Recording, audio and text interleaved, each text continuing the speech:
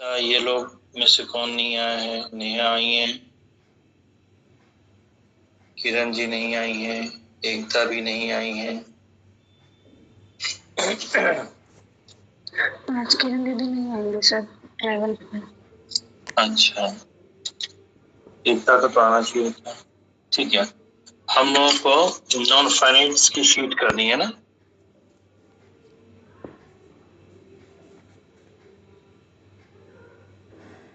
Non फिनिटिव्स है, इसी को नॉन फाइनाइट कहते हैं। आप लोगों ने अटेम्प्ट किया है? जी सर। जी।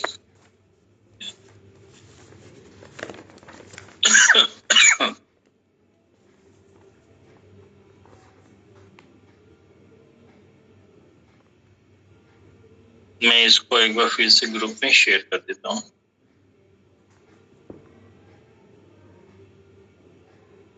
ओके, तो क्या आप लोग मुझे आंसर बताएंगे या मुझे आंसर बताना पड़ेगा? एक्टिवली पार्टिसिपेट करिए, ठीक है।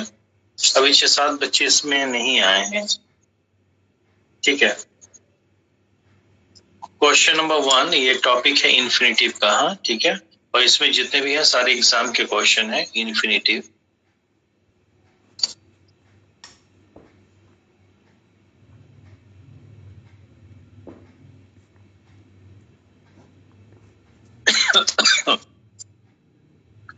क्वेश्चन नंबर 1, ठीक है। His voice shook with emotion and it was so funny to hear him that all we longed to laugh and to cry. किस पार्ट में एरर है और क्या एरर है? सर पहले तो आल भी नहीं होगा, बी आल होगा, फिर वो एंड के बाद टू नहीं होगा। किस पार्ट, कौन सा पार्ट? ए पार्ट है, किस पार्ट में आप बता रही हैं? सर सी में, सी पार्ट में। सी, दैट वी ऑल लॉन्ग्ड, हाँ ठीक है। तो ये जो लिखा गया है we all longed, Manoj ji हम लोग एग्जाम क्वेश्चन कर रहे हैं, ठीक है। पहला ही क्वेश्चन पे है अभी इन्फिनिटिव में। तो पहली बात तो वी ऑल नहीं हो, ऑल वी नहीं होगा, वी ऑल होता। और दूसरा इन्होंने दिया है long, to laugh and to cry, to laugh and to cry, ठीक है। तो ये इन्फिनिटिव है। आपने पढ़ा है कि एंड से या किसी कंजंक्शन से, किसी प्रीपोजिशन से, किसी एडवर्ब से जब दो इन्फिनिटिव जुड़ेंगे तो उसमें इन्फिनिटिव जो होगा पहले वाले इन्फिनिटिव के साथ टू रिटेन होगा, दूसरे वाले के साथ नहीं रहेगा। तो A B C, C part में एरर है, ओके। दो एरर है लेकिन दोनों एक ही जगह पे है। Alright, any doubt? आप लोग करे हैं? Yes sir. Okay. My mother made the servant to complete the work. इसको देखिए, my mother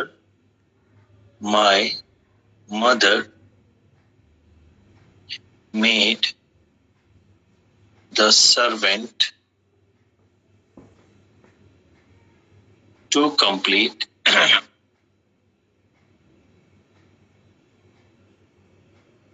the work. Okay, तो यहाँ पे मेन वर्ब जो है, मेन क्लॉज का वर्ब मेड है ना। और आपने नोट किया होगा कि जब मेक वर्ब आए, मेन वर्ब या प्रिंसिपल वर्ब मेक हो, ठीक है, तो उसके बाद जो भी इन्फिनिटिव आएगा वो इन्फिनिटिव विदाउट टू होगा। क्लियर है? Yes sir. Yes sir. तो यहाँ पे टू नहीं रहेगा, यानी बी पार्ट में टू है तो बी पार्ट में एरर है। पर infinitive to, infinitive without to is applied only and only when the main verb, the principal verb is in the active voice. If the principal verb is in the passive voice, it will always follow infinitive with to. ठीक है? Okay. Yes. मैं सबसे पूछता हूँ, मनोज जी हैं, तेजू जी हैं, और नए में कौन है? यहाँ सुषमा नहीं आ रही कई दिनों से, हाल चाल पता है उनका? ओके, ये सबको समझ में आ रहा है? मंजू मैम, अपाला,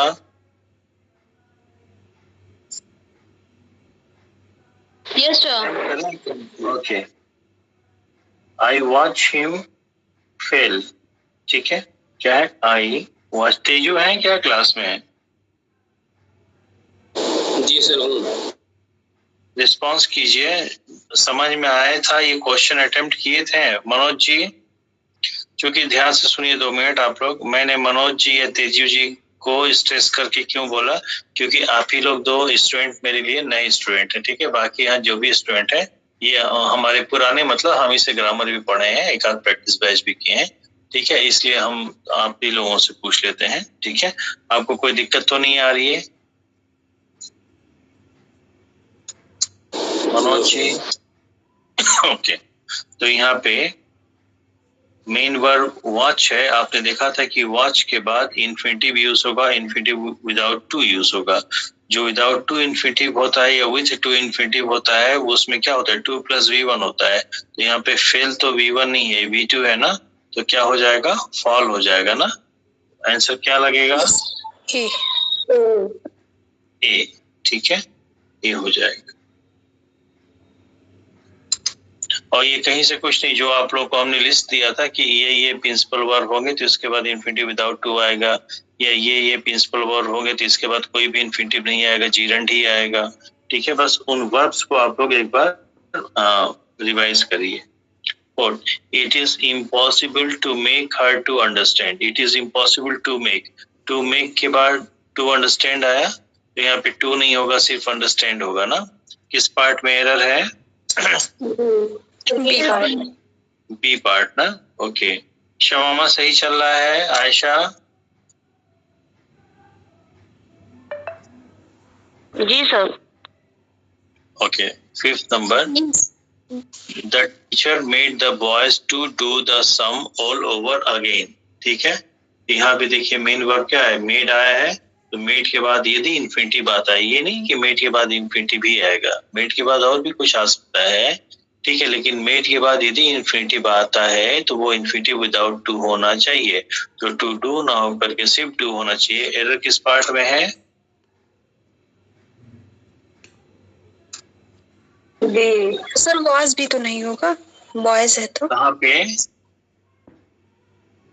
कहाँ पे? सर इसी में बी पार्ट में है ना sir, the teacher made the boys was to do. कहाँ वाज आप इसमें? मेरे में तो नहीं दिख रहा है, आप लोग में दिख रहा है क्या? No sir.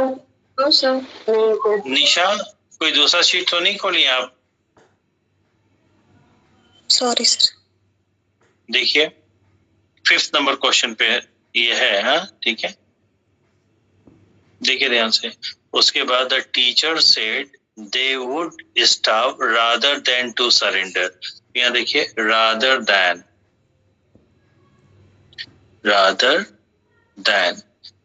देन हो या अकेला देन हो, उसके बाद अगर इन्फिनिटिव आता है तो वो इन्फिनिटिव कैसा होगा?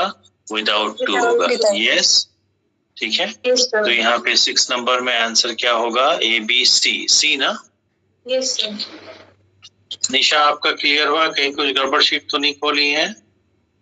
No sir, okay. The company let me dash time off work, यहाँ पे क्या होगा? आंसर दीजिए। ये क्वेश्चन इंपॉर्टेंट है, सुनिए मैं आपको बता दूं किस वर्ब के साथ कौन सा क्वेश्चन इंपॉर्टेंट है। क्वेश्चन नंबर 2 यानी मेक वर्ब, 2 को हाईलाइट करिएगा, 3 वॉच को हाईलाइट करिएगा, उसके बाद 7 नंबर और ये रादर देन 6 नंबर, 6, 7, ठीक है। तो लेट के बाद जो भी वर्ब आएगा इन्फिनिटिव विदाउट टू ही आएगा, तो यहाँ पे क्या हो जाएगा? टेक हो जाएगा ना, ठीक है। तो क्या होगा? D option. इस पे मैं 1 मिनट रोकूंगा, ध्यान से देखिए।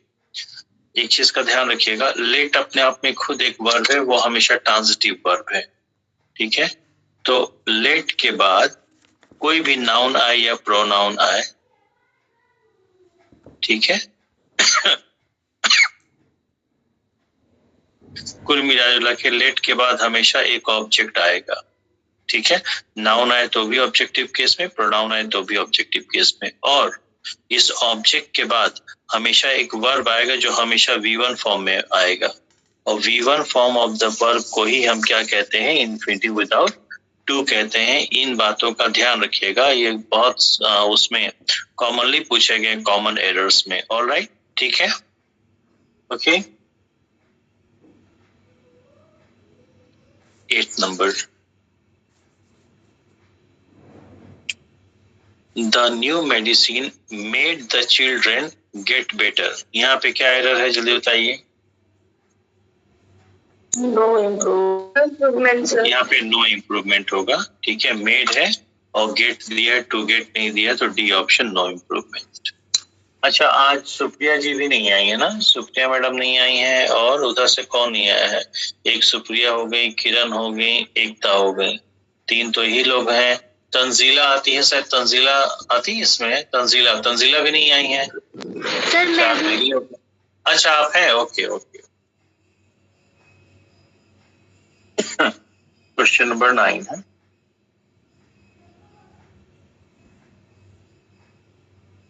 अच्छा, एक क्लास से हट के मुझे थोड़ी सी बात, 1-2 लोगों के लिए बात बताई थी।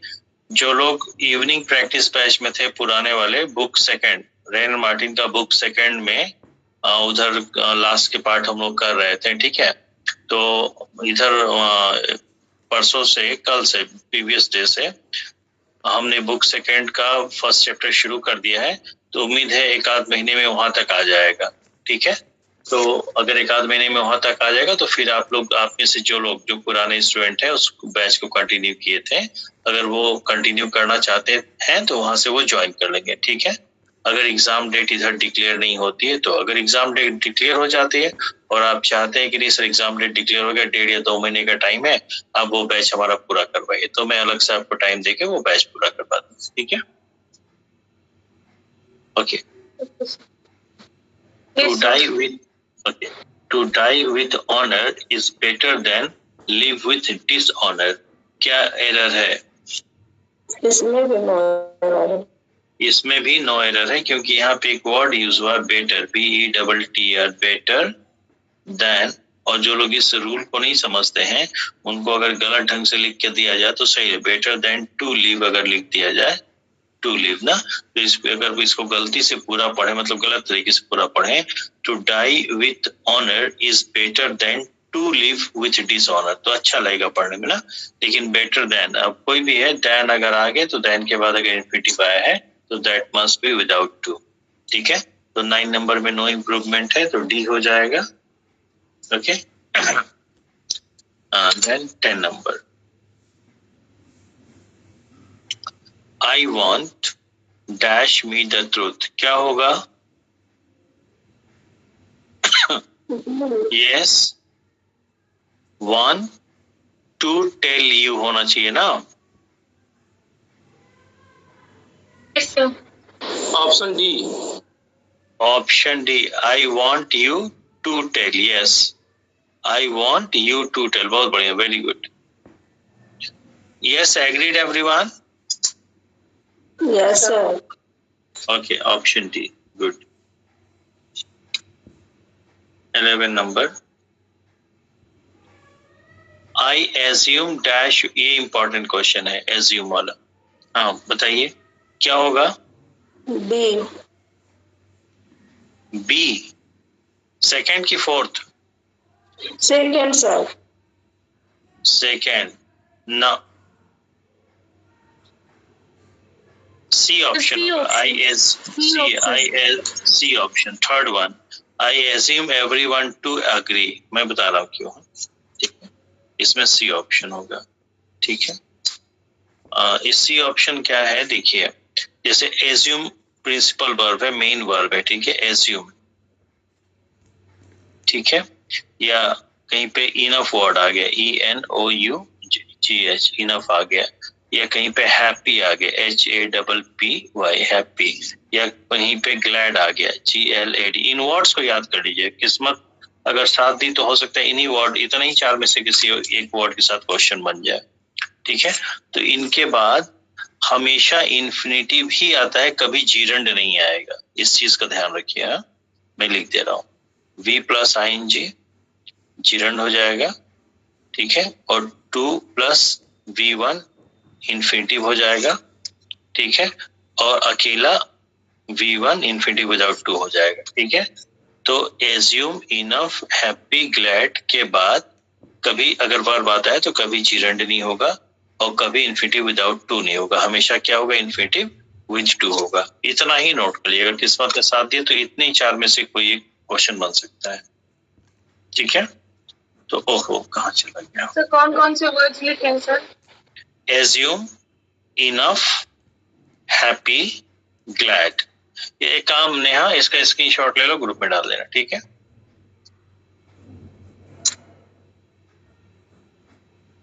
फिर ये बात है कि सर नेहा को ये बात क्यों कहते हैं, बोले नेहा इस काम में बहुत एक्सपर्ट है और बहुत ईमानदारी से करती है, इंटरेस्ट दिखा के, उनका कैमरा भी बहुत बढ़िया है, ठीक है। ओके ठीक है, तो इसका आंसर क्या होगा, 11 का सी ना। Okay 12, he is rich enough, देखिए इनफ आ ही गया, he is rich enough for buying a car, ठीक है। तो यहाँ पे क्या एरर है या नहीं है? सर फार की जगह टू लगाएंगे। तो टू लगाएंगे तो बाइंग नहीं होगा सर, क्योंकि जीरेंड के फॉर्म में नहीं रहेगा ना सर। ठीक है संगीता मैडम, ठीक है। हाँ सर ठीक है, देखिए लगे हाथ आ ही गया ना। जबकि जो अगर इन वर्ड्स को नहीं पढ़ा है, वर्ड्स के साथ रूल्स को नहीं पढ़ा है, तो उसको सेंटेंस में कहीं एरर दिखेगा नहीं। प्रैक्टिकली सेंटेंस अपना भाव बिल्कुल कन्वे कर रहा है, ये सर नॉट, ठीक है। तो यहाँ पे क्या हो जाएगा, सी हो जाएगा। अच्छा एक चीज मैं लेक्चर रोक के थोड़ा सा बता दूं, जैसे वांट आया था ना, ठीक है, सब लोग देखिए, जैसे वांट है प्लस दैट क्लॉज। आज मनोज जी की आवाज नहीं आ रही है, पता नहीं उनको क्लास प्रॉपर्ली मिल रहा है कि नहीं।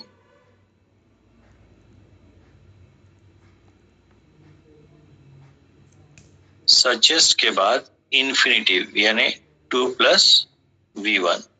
अगर किसी सेंटेंस में प्रिंसिपल वर्ब वांट है तो वांट के बाद जो है आप कहीं भी दैट क्लॉज नहीं लगाएंगे, तो क्या लगाएंगे, वांट के बाद दैट क्लॉज कभी चलेगा ही नहीं। वांट के बाद हमेशा क्या चलेगा, इन्फिनिटिव चलेगा, 2 प्लस V1, इसका ध्यान रखिएगा। और सजेस्ट के बाद कभी भी इन्फिनिटिव नहीं चलेगा, सजेस्ट के बाद कभी भी इन्फिनिटिव नहीं चलेगा, सजेस्ट के बाद हमेशा दैट क्लॉज चलेगा। और ये बहुत इंपॉर्टेंट कॉन्सेप्ट है, ठीक है।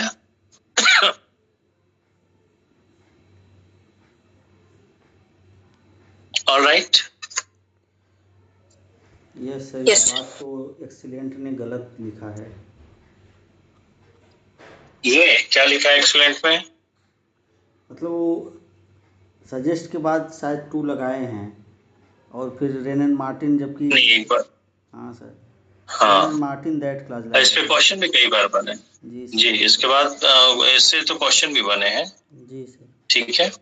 अभी चक्कर है ना कि कई बार कमीशन आंसर देता है, बच्चे सेटिस्फाइड नहीं होते हैं, तो बच्चे फिर कहें, मतलब कमीशन बच्चों से डिमांड करता है कि आप करेक्ट आंसर रेफरेंस के साथ दीजिए। अब एक बच्चे ने रेन मार्टिन से उठा के दे दिया और एक बच्चे ने एक्सीलेंट से दे दिया, और जहां तक मुझे लगता है कि एक्सीलेंट जो है एपी बोर्ड में प्रिस्क्राइब्ड है शायद। Yes no sir, EP board, नहीं सर, नहीं ऐसा नहीं है। अच्छा ऐसा नहीं है, बस ऐसे चलाते हैं उसको, हाँ? ये सर कमीशन पे चलता है वो। हाँ सही कह रहे हैं। वो कौन, भारतीय पब्लिश साहित्य भवन का है शायद, वो private publish.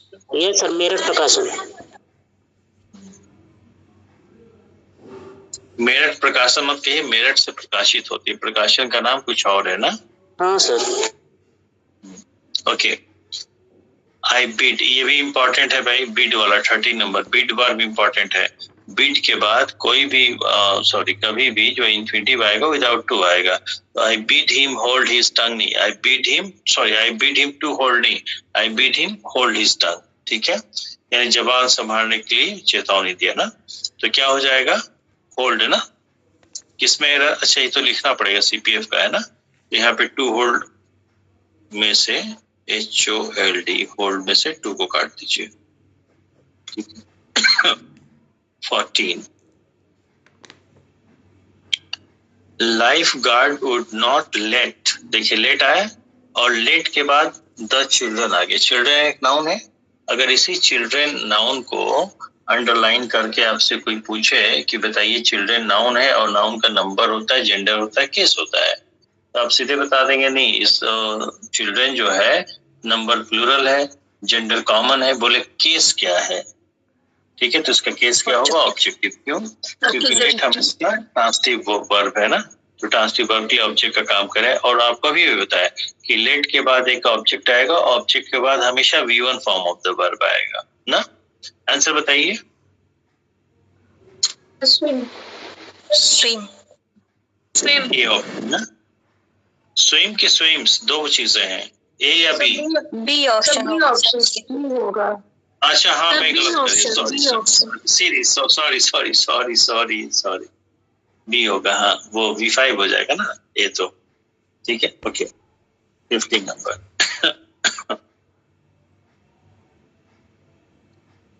The audience watch the cloud, देखिए यहाँ वॉच का फॉर्म चेंज करके वॉच्ड कर दिया, लेकिन मेन वर्ब तो वॉच से ही बना है ना, बस उसका टेंस चेंज है, पर मेन वर्ब तो वॉच ही है ना। तो ऑडियंस वॉच द क्लाउड क्या होगा? बी। Option B. ठीक है, सेटिस्फाइड एवरीवन? ओके,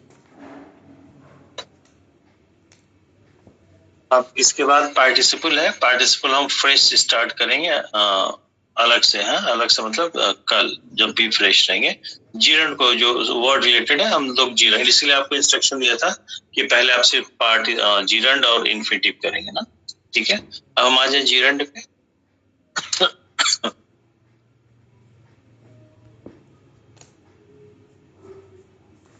जीरन, ठीक है। Question number 1,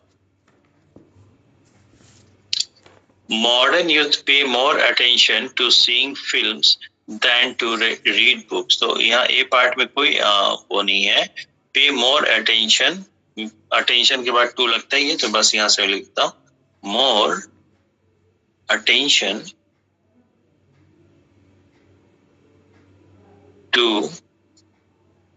seeing films। ठीक है, आगे आया than to read books। तो क्या कह रहा? मॉडर्न यूथ, ठीक है, यानी कि आधुनिक युवा जो है वो किताब पढ़ने की तुलना में फिल्म देखने पे ज्यादा जोर देते हैं, अटेंशन करते हैं, है ना। ये भाव आ रहा है ना, बोलिए। ठीक है, अब देखिए सर्वेश। हाँ सर। किसी, हमें नहीं लगता किसी इंडिविजुअल बैच में भी इतना इत्मीनान से लोग समझाते होंगे जितना हम क्रैश कोर्स में एक एक क्वेश्चन की डिटेलिंग कर रहे हैं। यही तो सर। देन के बाद कभी भी कोई इन्फिनिटिव आएगा तो विद टू होगा या विदाउट टू होगा? Without to. तो हम यहाँ से टू को हटा देंगे, तो क्या पर देन रीड बुक्स, तो ऐसा लग रहा है कि ये सही हो गया ना, और बच्चे ही कर देंगे। ठीक है, ओके, ठीक है। लेकिन ये अभी भी क्या है? गलत है। हालांकि आंसर इसका सी ही होगा, उसमें कोई दो राय नहीं है। पर अगर मान लीजिए कि करेक्ट करने को आपको दे दे, रिटन फॉर्म पे एग्जाम हो, करेक्ट करने को दे दे या दो ऑप्शन दे दे, ठीक है, एक देन रीड दे दे या फिर, ध्यान समझिए हुआ क्या है, मॉडर्न न्यूज पे more attention to seeing films than read books. आप लोगों ने एडजेक्टिव चैप्टर में पढ़ा होगा कि कभी भी दो चीजों की तुलना की जाए तो डिग्री कंपैरेटिव लगती है। तो पे मोर अटेंशन कंपैरेटिव डिग्री लग गया, और जब कंपैरेटिव डिग्री के माध्यम से आप तुलना करेंगे तो दो में ही करेंगे, दो में करेंगे, किसी एक का किसी दूसरे से करेंगे, तो वहां से के भाव में देन का यूज होता है, या वैसे वर्षा ले लीजिए, सेंटेंस में अगर देन का यूज हुआ है तो वहां पे कंपैरेटिव डिग्री ही आएगा, या कंपैरेटिव डिग्री में सेंटेंस लिखा गया है तो देन का ही यूज होगा। यहाँ तक तो एकदम क्लियर है। यानी कुल मिला के तुलना का भाव आएगा, उससे तुलना किया जाएगा और तुलना किन्हीं दो में। तो एक बात बताइए, तुलना किसकी की जा रही है? रीड करने से और देखने से, हाँ या ना? देखना भी एक ट्रांसिटिव वर्ब है, देखना भी एक ट्रांसिटिव वर्ब है, उसको ऑब्जेक्ट चाहिए, फिल्म देखेंगे, और पढ़ना भी एक ट्रांसिटिव वर्ब है, कोई पढ़ेगा कुछ पढ़ेगा, ऑब्जेक्ट चाहिए, दोनों का ऑब्जेक्ट दिया है। तो एक चीज का ध्यान दीजिएगा, एक पॉइंट होता है, उसको इंग्लिश ग्रामर में कहता है पैरेललिज्म।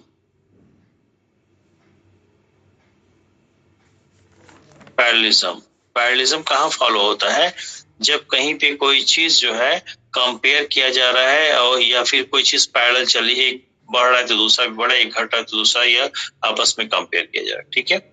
तो पैरेललिज्म में होता ये है कि अगर किन्हीं दो पार्ट ऑफ स्पीच का आप कंपेयर कर रहे हैं या उनको पैरेलल चला रहे हैं, तो उन दोनों ही part of speech same form में, खास करके वर्ब है तो सेम फॉर्म में। तो वर्ब तो यहाँ पे सीइंग ये भी वर्ब है और रीड ये भी वर्ब है, लेकिन यहाँ पे सीइंग जो है जिरेंडियल फॉर्म में है और रीड जो है इन्फिनिटिव फॉर्म में है, ठीक है। और चूंकि इन्हीं दोनों में तुलना भी हो रहा है तो दोनों सेम फॉर्म में होने चाहिए। अब हमारे पास दो ऑप्शन बचते हैं, दो चॉइसेस हैं क्या? या तो हम रीड को सही करते हुए, चूंकि देन के बाद रीड है तो रीड को ऐसे रहने दें, इसको भी सीइंग के बजाय सी कर दें। एक चॉइस तो हमारे पास ये है, हाँ या ना? दूसरा चॉइस ये है कि रीड हटा करके हम रीडिंग कर दें, हाँ या ना? तो भी सही हो जाएगा। ठीक है, प्रॉब्लम ये है कि यहाँ पे टू जो है एक प्रीपोजिशन है और इस टू को आप हटा नहीं सकते, ठीक है। और प्रीपोजिशन का ऑब्जेक्ट चाहिए, और प्रीपोजिशन का ऑब्जेक्ट यदि वर्ब है तो हमेशा वो जिरेंडियल फॉर्म में ही होगा, इन्फिनिटिव फॉर्म में नहीं होगा, लिहाजा हम इसको चेंज नहीं कर सकते। Alright, yes sir. तब क्या करेंगे यहाँ पे, यहाँ देन के बाद जो रीड आया है, रीड को हटा करके हम क्या कर देंगे, रीडिंग कर देंगे। ऑलराइट, अब जाकर के ये सही होगा, इसका ध्यान रखिएगा, ठीक है एवरीवन? Yes sir. ओके, यानी सर यहाँ पे टू रहेगा ना अच्छा, सर, टू रीडिंग हो जाएगा ना सर? नहीं सर, नहीं, देन रीडिंग, ठीक है, ठीक देन रीडिंग, टू की कोई जरूरत नहीं है, ठीक है। ओके, यहाँ सुनिए मेरी बात, यहाँ तो सीधे कंपेयर हो रहा है, तो ये कंजंक्शन है ना, तो कंजंक्शन तो रीडिंग जो वो को वैसे ले लगे, सब्जेक्ट का काम कर देगा ना। लो, तो सब्जेक्ट तो आपका जीरेंड हो ही सकता है, यस और नॉट, लेकिन अटेंशन एक, अटेंशन के बाद आप हमेशा attention, pay attention to, attention word के बाद हमेशा एक प्रीपोजिशन फॉलो होता है, वो हमेशा टू ही रहता है, हाँ या ना? अब इसको हटा ही नहीं सकते। जी सर। हेलो, यस सर, ठीक है, यस सर। ओके, आगे, her mother does not approve. मैंने आप लोगों को जब वो पढ़ाया था, क्या बोलते हैं, प्रीपोजिशन, तो उसमें कुछ फिक्स प्रीपोजिशन पढ़ाए थे, उसमें मिला होगा, या जो लिस्ट आपको दे दिया था उसमें होगा। अप्रूव के बाद हमेशा ऑफ आता है, ठीक है। तो देखिए, और ये इस तरह की वैरायटी के क्वेश्चन खूब बनते हैं, ठीक है। हर मदर में लिख देना, हर मदर approve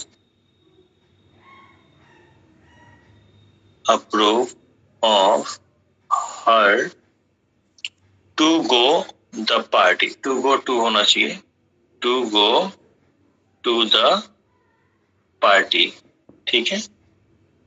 बस इतने से हमको मतलब है। तो अप्रूव के बाद क्या आता है, ऑफ आता ही आता है, लगा हुआ है, ठीक है। तो अप्रूव मतलब इजाजत देना, तो इजाजत कोई देगा,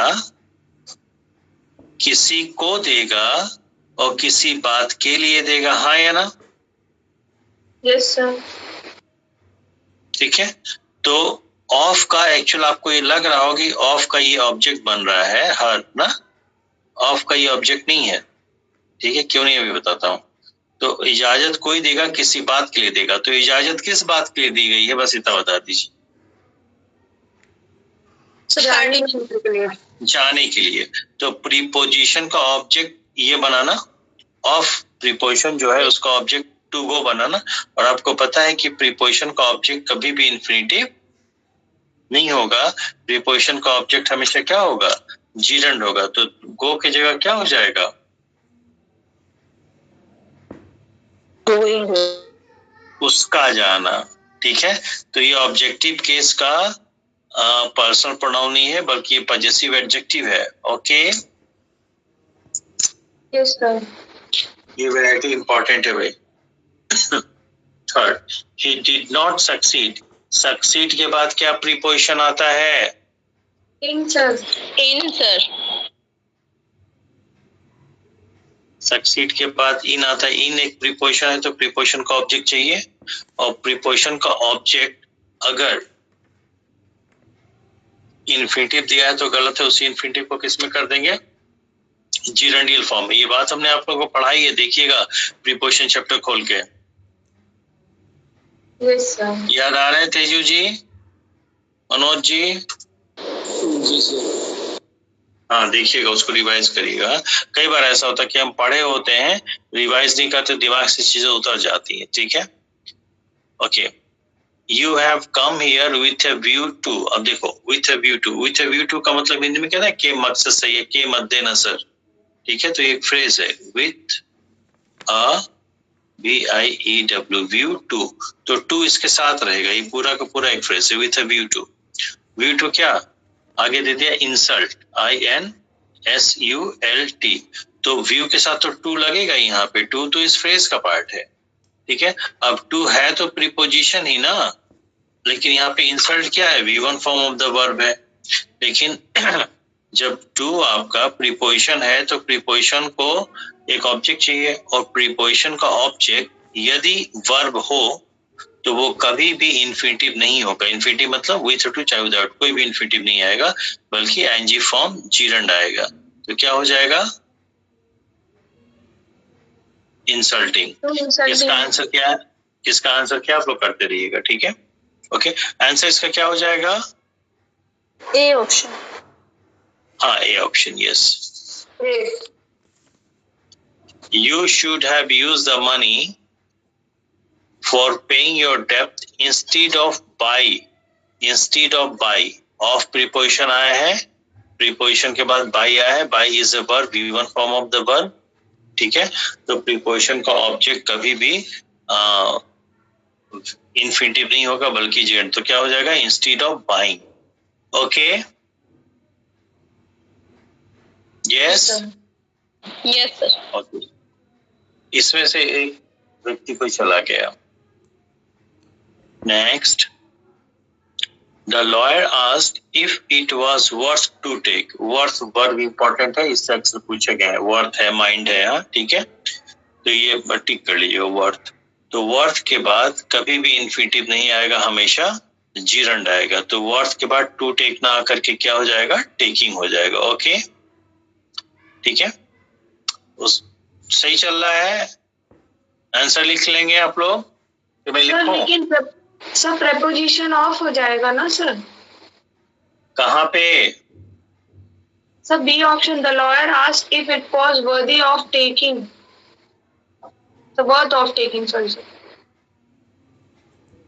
नहीं, हाँ, वर्दी नहीं है, वर्थ है ना। If it was worth taking, worth of थोड़े ना होगा, वर्थ टेकिंग। ठीक है, वर्दी ऑफ होता है, वर्दी नहीं है ना। यस सर, वर्दी नहीं है। हाँ, एग्जाम हॉल में ऐसा होता है कि जो सेंटेंस या जो वर्ड जिस फॉर्म में हम लोग ज्यादा पढ़े होते हैं, तो हम एग्जाम में कोई सेंटेंस पढ़ रहे होते हैं तो वो वर्ड वहां पे नहीं लिखा है, पर जो हम ज्यादा पढ़े होते हैं माइंड उसी को रीड कर लेता है, हम उसी हिसाब से आंसर भी लगा देते हैं। Okay, our manager does not mind. Mind वाला इंपॉर्टेंट है, माइंड के बाद कभी भी इन्फिनिटिव नहीं आएगा, हमेशा जीरंड आएगा। ओके, तो टू पे की जगह पेइंग हो जाएगा। 8 नंबर में वुड यू माइंड, माइंड आ गया, प्रिंसिपल वर्ब है, तो माइंड के बाद क्या आएगा, जीरंड आएगा, ओपनिंग। हाँ, कोई कुछ पूछा चाह रहा है? नो, ठीक है। और ये कैसा सेंटेंस है, sentence number 8 is what type of sentence? Imperative. Yes sir, imperative sir. Imperative sentence. ठीक है, okay, I could not help, ये फ्रेज भी आप लोगों को उसमें दिया है लिस्ट में, can not, could not, couldn't, ठीक है। Yes sir, I could not help to laugh, जी yes sir, yes sir, I could not help, हाँ तो लाफिंग जिरेंडियल फॉर्म आएगा, ठीक है। Okay, Yes. He stop to work, stop के बाद भी क्या आएगा, ING form of the verb आएगा, ये ऑप्शन ठीक है। A part of the audience became restive and began to shout. अब इसकी मीनिंग को समझिए, क्या कह रहा है। A part of the audience became restive. Restive मतलब धैर्य खोने लगे ना, बोलो भाई, धैर्यहीन हो गए। Yes, sir.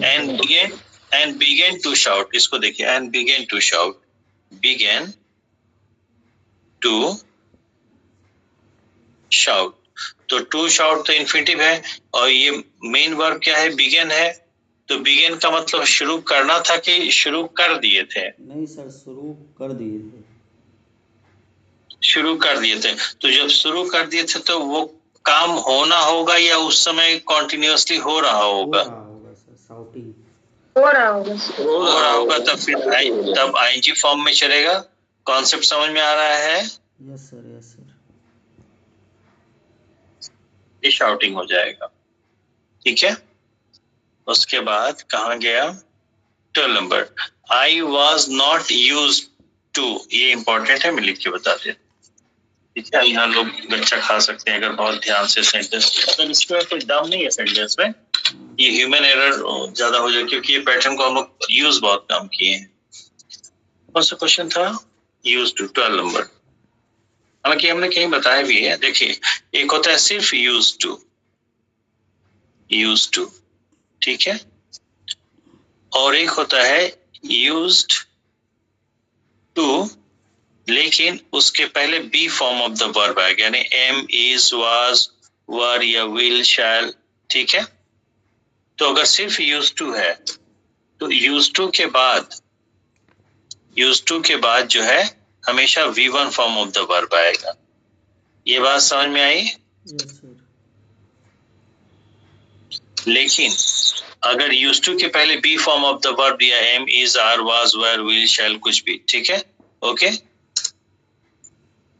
तब इसके बाद V1 फॉर्म ना आके ING form of the verb आएगा। ये बात समझ में आई। Yes sir, Yes, sir. ठीक है, और यहाँ एक चीज मेंशन कर देते हैं,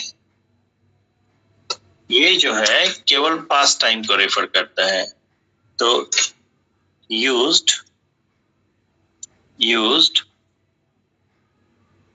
only in the past tense, ठीक है। और ये जो है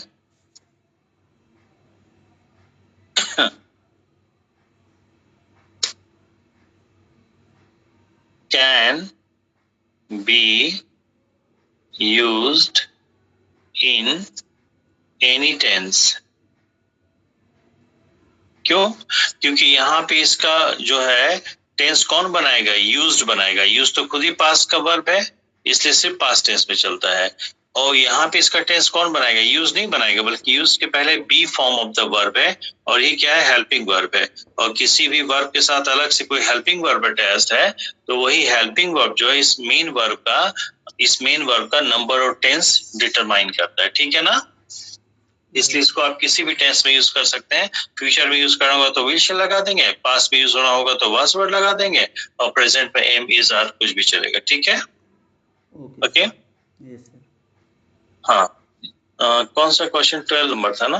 तो I was not use to drive, देखिए अभी अब आप पढ़ेंगे तो गलत नहीं लगेगा, लेकिन ध्यान से देखिए क्या लिखा, I was not use to तो लिखा है, लेकिन यूज टू के पहले वाज लगा है कि नहीं, तो वाज एक बी फॉर्म का वर्ब है, ठीक है। तो यूज टू के पहले अगर B form of the verb लगा है तो आगे इन्फिनिटिव ना चल के जिरंड चलेगा ना। तो ये किसमें एरर है, अच्छा ये आईएएस मेंस का लिखना होगा, ठीक है, इसको मैं लिख देता हूँ।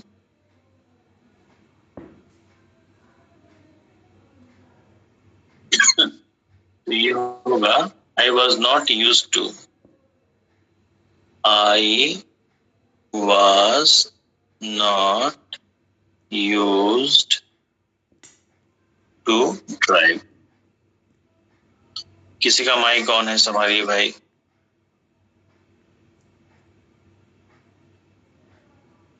ठीक है. Okay, next is 30 number. To का पार्ट है तो फिर क्या होगा?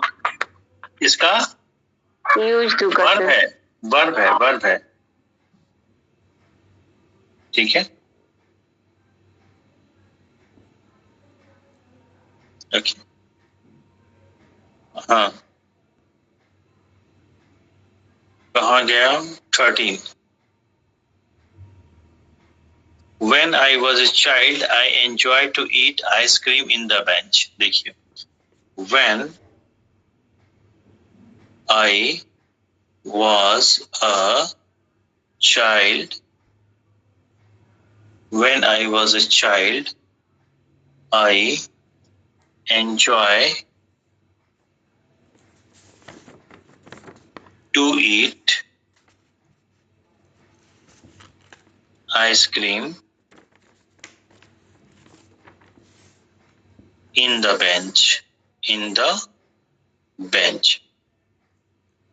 ठीक है. देखिए, इसमें कई एरर है. चूंकि आईएएस का है तो ये तो लिखना पड़ता है. आपको मोटा मोटी ऐसे समझ लीजिए, अगर मेन वर्ब आपका एंजॉय है तो एंजॉय के बाद कभी भी इन्फिनिटिव नहीं आएगा, हमेशा जीरंड आएगा.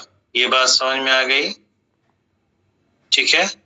और एंजॉय के बाद जो है एक रिफ्लेक्सिव वर्ब, रिफ्लेक्सिव प्रोनाउन अक्सर आता है. ठीक है.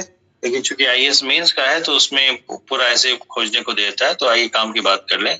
एंजॉय, एंजॉय क्या करता है? To eat. तो टू ईट की जगह क्या हो जाएगा? ईटिंग होगा. ठीक है. तो आई खुद को ही आनंदित करता है खाते हुए. तो यहाँ पे एंजॉय के बाद हम और क्या ले लेंगे? आई का रिफ्लेक्सिव माई सेल्फ ना. यस. एक बात. दूसरी बात, when I was a child, जब मैं बच्चा हूँ या बच्चा था? अच्छा था. एंजॉयड. बच्चा था. तो एंजॉय की जगह एंजॉयड. एंजॉयड. तो कितना एरर मिला? 1 2 3. Ice cream in the bench. Bench open surface area है तो इन होगा या ऑन होगा? ऑन होगा सर. ऑन होगा ना. तो 1 2 3 4. एक सेंटेंस में कितना एरर था? 4 एरर था. एक रिफ्लेक्सिव प्रोनाउन आ गया, एक टेंस का आ गया, और एक जो है वर्ब का आ गया, एक प्रीपोजिशन का आ गया. देख रहे हैं?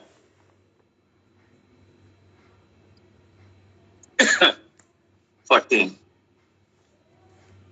You should avoid. Avoid important word है जीरेंड के लिए, दिमाग में नोट कर लीजिएगा. अवॉइड के बाद हमेशा क्या आएगा? Gerundial form. ठीक है. तो ट्रैवलिंग हो जाएगा. He denied to have been there. Deny के बाद DENY, डिनाई. डिनाई के पास डिनाइड हो गया. डिनाई को भी नोट कर लीजिएगा. नोट किया? जो आपको जो वर्ड्स हमने दिए थे वो तो सीधे लिस्ट हमने दी थी, उसको एक बार कायदे से आप लोग रिवाइज करिएगा. ठीक है. तो डिनाई के बाद भी जेरेंडियल फॉर्म आएगा, इन्फिनिटिव नहीं आएगा. ओके. कल हम आप लोगों को ये कराएंगे पार्टिसिपल. ठीक है. इसको फ्रेश माइंड से कराएंगे. आज जो है अभी और कुछ नहीं कराएंगे. जो पैसेज वगैरह हम दिए हैं आप उसको कर लीजिएगा, जो लोग नहीं किए होंगे. ठीक है. बाकी उसको हम कराएंगे. इधर क्लासेस जो है इरेगुलर हो गई. आप लोग उसके लिए परेशान मत रहिएगा. जो आपसे वादा था कि 90 डेज का है, ध्यान से देखिए. 90 डेज, ये 90 डेज हम पूरा करेंगे.